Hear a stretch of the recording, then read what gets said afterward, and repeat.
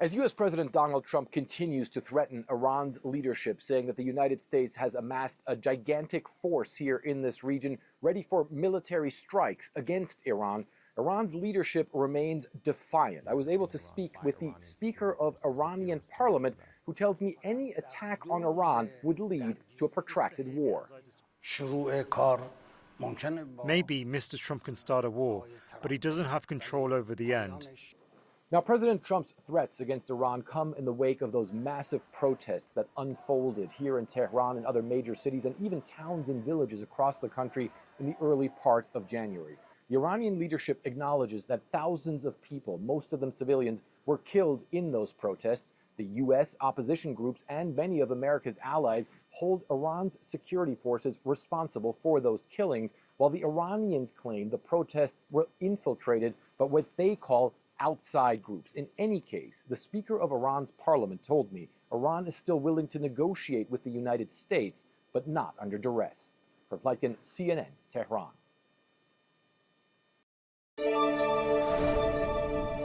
I'm national correspondent Kayla Gaskins in Washington. President Trump is signaling he may be ready to use military force against Iran as the U.S. builds up firepower in the region.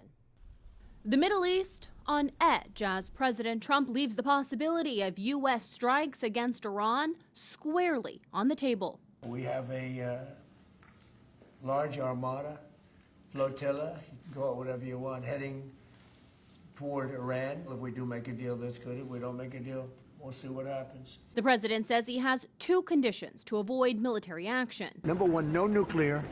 And number two, stop killing protesters. The U.S. military is now positioned to act if the order comes, having spent the past few weeks moving heavy U.S. firepower into the region. Reuters reporting President Trump is weighing targeted strikes against Iranian security forces and leaders aimed at spurring protesters back into action. The goal is to create conditions for possible regime change. And that's why the military option is on the table, and that's why it's being considered. Earlier this week, a high-ranking advisor to the Ayatollah said any U.S. military action on Iran will be considered an act of war, and the response will be immediate, all-out, and unprecedented.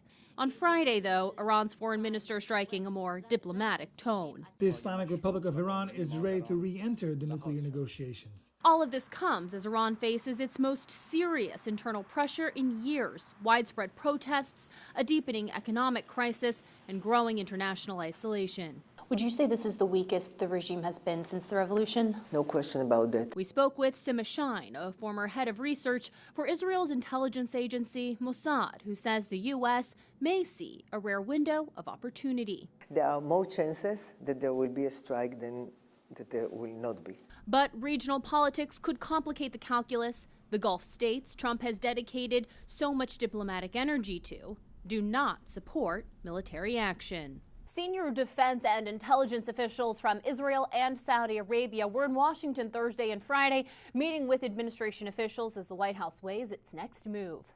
In Washington, I'm Kayla Gaskins.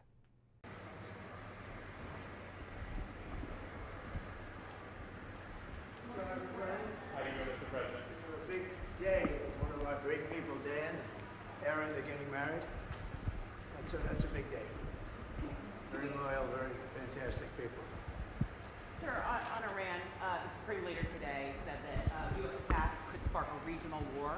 Do you have any response to that, sir? Why wouldn't he say that? Of course you're going to say that, but we have the biggest, most powerful ships in the world over there, very close, a couple of days, and hopefully we'll make a deal. If we don't make a deal, then we'll find out whether or not he was right. Mr. President, on Texas, a Democrat won your special election in an area that you had won by 17 points. What is your reaction to that? I don't know. I didn't hear about it. Somebody ran where? In Texas, a special election for legislative The 9th state Senate seat. I'm not involved in that. That's a local Texas race. Did you endorse the Republican? You mean I won by 17 You did. and this person lost? Things like that happen. Does it worry you about the Well, you don't know whether or not it's transferable. You know, I'm not on the ballot, so you don't know whether or not it's transferable. But, you know, you put the Democrats in, you'll end up with open borders again. You'll end up with crime all over the place. We have no crime anymore. And, I mean, think of it. The country has the lowest crime it's had in 125 years. in recorded history. The year 1900, that's a long time ago. So it's very good. No, I don't know anything about it. I didn't know. I mean, I know there's a race going there. And it's too bad. What can I say? I have nothing to do with it. Yeah. Sir, what do you want out of a Cuba deal? Well, Cuba's a failing nation. It has been for a long time. But now it doesn't have Venezuela to prop it up. So we're talking to the people from Cuba, the highest people in Cuba, to see what happens. I want the people that came here that were horribly treated by Cuba to be taken care of, to be able to go back and do what they have to do.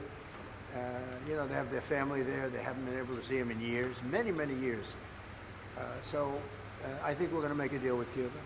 President Trump, back to Texas. It's in bad shape. Cuba's in bad shape. Cuba has a humanitarian problem. Do you have any plans to endorse in that Senate race? Has your mind Which changed Senate at all? race? In Texas, the GOP primary. I'm giving it very serious thought. You know, my problem is I'm friendly with all of them. Those are the hard ones. I like all of them, all three. But you'll be seeing soon. Okay? They say whoever I endorse wins. That's probably right. Do you support all federal Border Patrol agents and ICE wearing body cams? We'll be talking about that in the near future. Okay? But you saw my note that I put out yesterday. That was pretty, I think it was pretty conclusive. Look, we stopped crime in our country and the border is the best it's ever been. Thank you very much. I got to go to a wedding. Thank you, sir. So I'm not concerned about war. What I'm concerned of is miscalculations. And I think President Trump is wise enough to make a correct decision. How can a meaningful negotiations process be jump-started right now? We have lost our trust to the United States as a negotiating partner. There are now some intermediators, some friendly countries in the region who are trying to build this confidence. So I see the possibility of another talk if the US negotiation team follows what President Trump said, a fair and equitable deal to ensure that there is no nuclear weapons.